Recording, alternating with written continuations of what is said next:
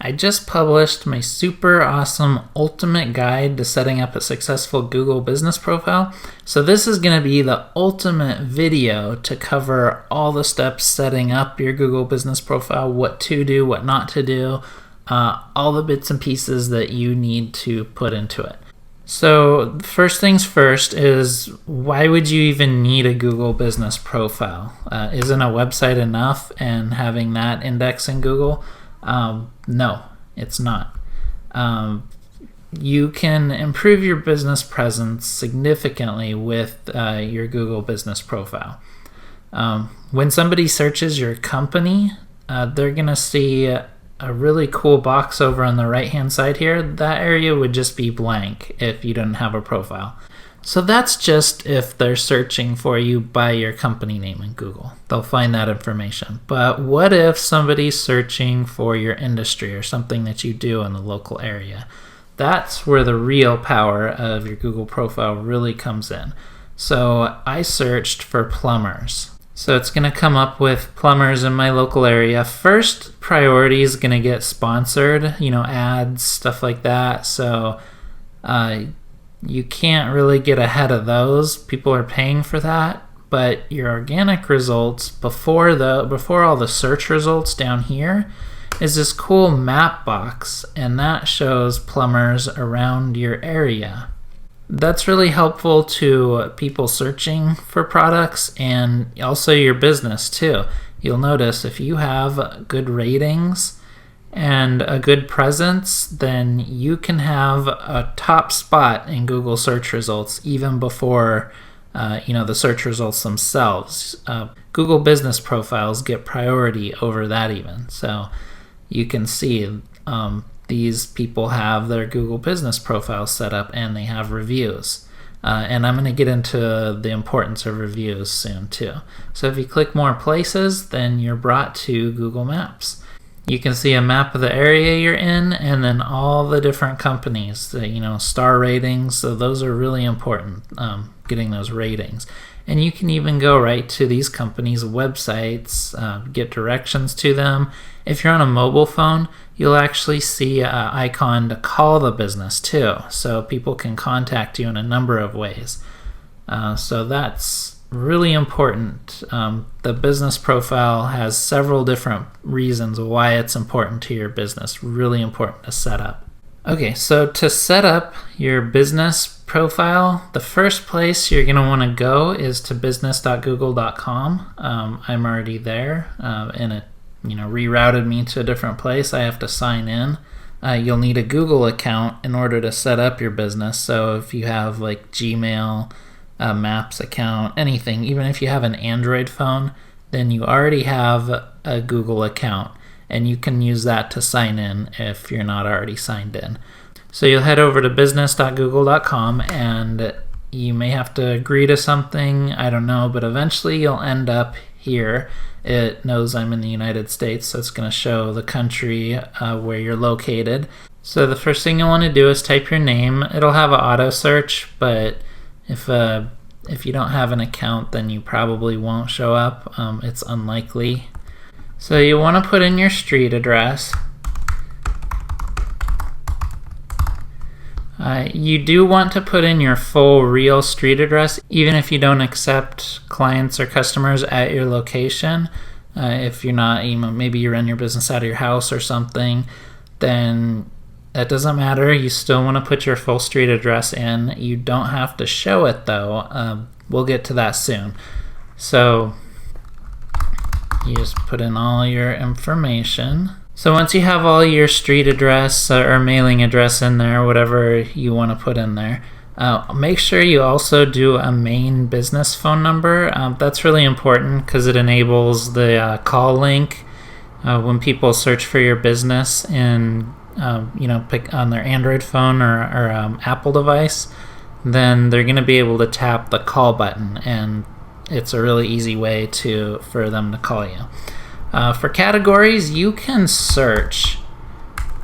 You can type anything in here, and it'll come up with some suggestions. So it looks like when you're setting this up, you can only put in one category. You'll be able to add more later. And then also you want to enter your website. That's also important because you want people to find out more information about you. Basically anything that you have, any online property that you have that you can put in, do it, because then people can learn more about you. That's really important. So here's the part where you get to decide if your address is shown or not. So you basically just answer a questionnaire. I deliver goods and services to my customers at their location. If you're a clothes store and you just have a shop, you don't do e-commerce, any of that, then you want to select no. People have to come into your location. There's no delivery or anything. But say you're a florist. Well, you can have people in your shop, or you can send stuff to the customer's location. So you want to select yes. And when you click continue, there's a few more questions it'll ask you. So there you can see the answer again. If you clicked no and click submit, then you'll just verify your account and you're done with the setup process. But if you do deliver goods to a customer, then it's going to come up with additional questions. So where do you deliver to? Do you deliver to a region or within a certain number of miles around your business? So you can do that, 10 miles of my address. You can do anywhere up to 620 miles. So if you deliver a virtual good or something, you can deliver it as far as you want, but Google will only let you do 620 miles. So just keep that in mind.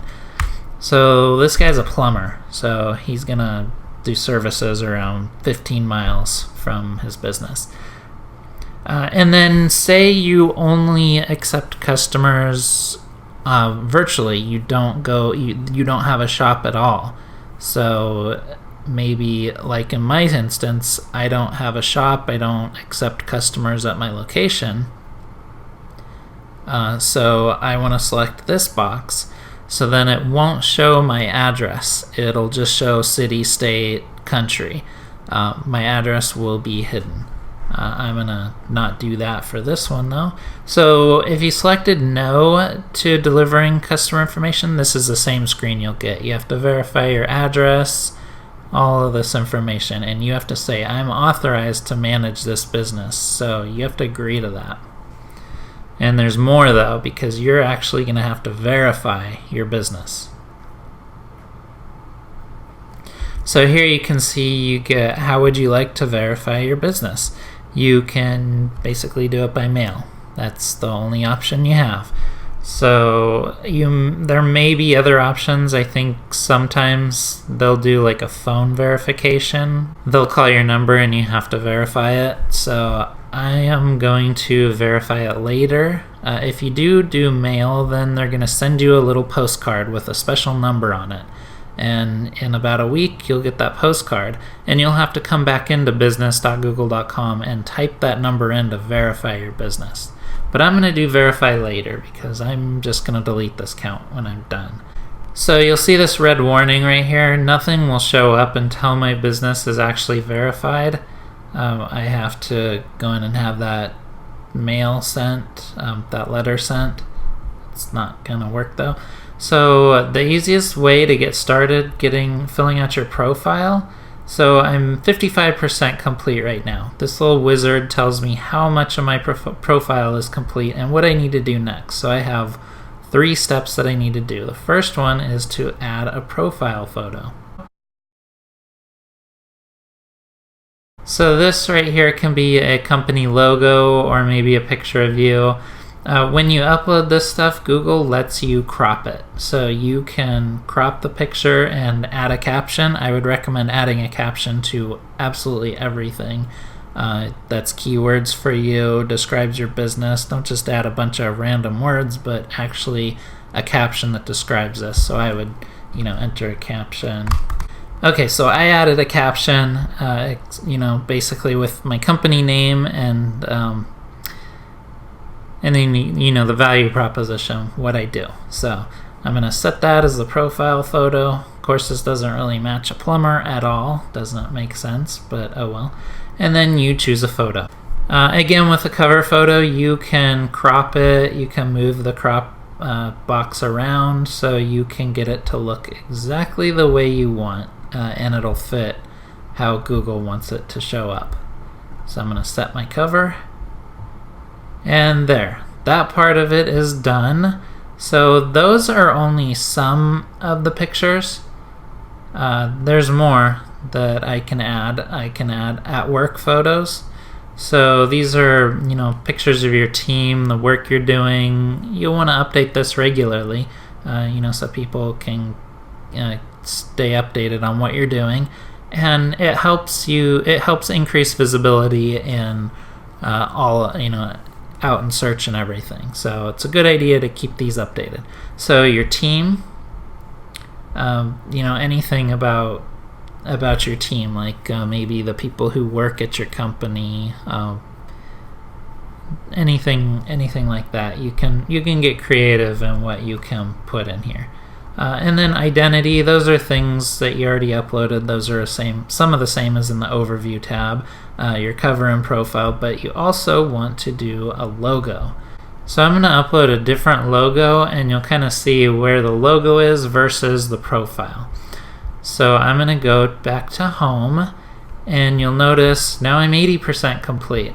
So you see there's the profile image that I uploaded. The logo, we'll get to that a little later. I'm sure we'll see that somewhere. So there's more that needs to be done though. I need to add my hours. That's really the only step left though. So my plumbing business is open 24 hours every single day. You can call someone and get someone. So I'm going to put 24 hours, never closes. And check it out. The wizard is gone because I completed my profile. That's cool. Oh, look at that. I didn't even, I spelled plumbing wrong. So I'm going to have to change that. So I want to go into the edit button. You can come back here anytime and you can edit any of these details. And then I just apply those settings, and you'll see this has my category, and here is where you can add another category. So I have a plumbing supply store also. So it looks like you can add a lot of categories. I don't know how many, but you only want to add categories that are relevant to your business. Don't just start adding categories just to add them. You're gonna get harmed in Google searches somehow. Google will know somehow, and it'll push your results down. You can't be a jack of all trades. No way. So once you have your categories, I'm going to delete some of these. So I'm just going to stick with 2 and apply those. So another really cool feature, what if you go on vacation or you are closed a day? Well, you can add special hours. So the 4th of July in the United States is coming up. So a lot of people are taking that off. I'm going to mark myself closed for the 4th of July. So just for that date, Google will show that I'm closed.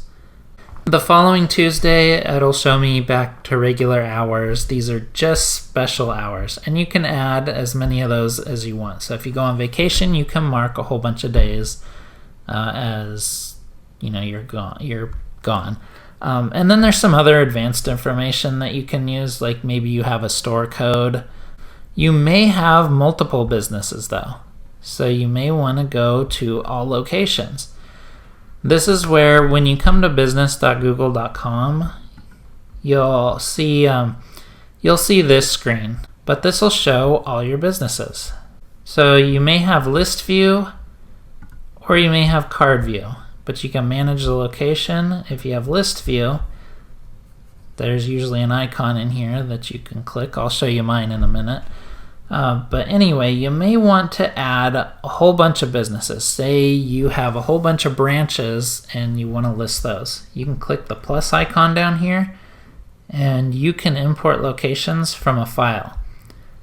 So you can actually download a template, fill out all your business information for each location. That's going to make it really easy to import a whole bunch of businesses. Okay, so going back to these results here, what makes them really stand out to visitors? I would tell you it's probably that they have a lot of reviews, and they have pretty decent reviews overall. They have this one has 4.3 stars. This one's not the best, but it has several reviews. So That's the key to really standing out and making your business profile, making Google pick your business profile above others. You want to have an active profile that has, you update your pictures, you're updating it on occasion, all that good stuff. You also want to make sure you get reviews. So that's why I definitely urge you to focus on, any customer who's found you through Google, or maybe if they haven't, maybe they use Google regularly though, you can talk to them and ask them to leave you a review. So it's pretty easy to actually ask someone to leave you a review. You need to get your place ID.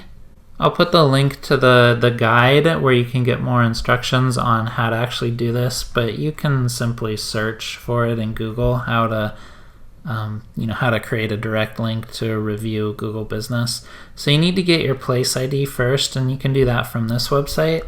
I can search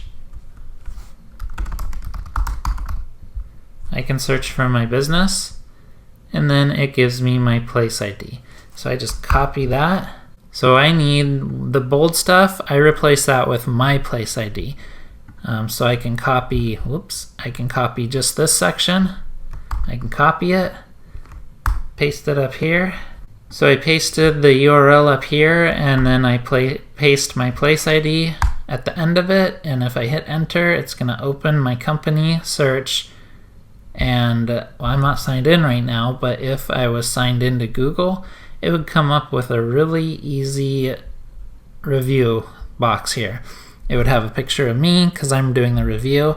It would allow me to rate from 1 to 5 stars and allow me to write something, and then I post my review. It's really that simple. So you can send that link to a customer who's hopefully is satisfied with you. Ask them for an honest review. I have a template available that you can use as an email template to send to them. And you just send them this link. They click on it. Very easy to do the review. That's going to make it more likely that they'll actually do the review. Good for you.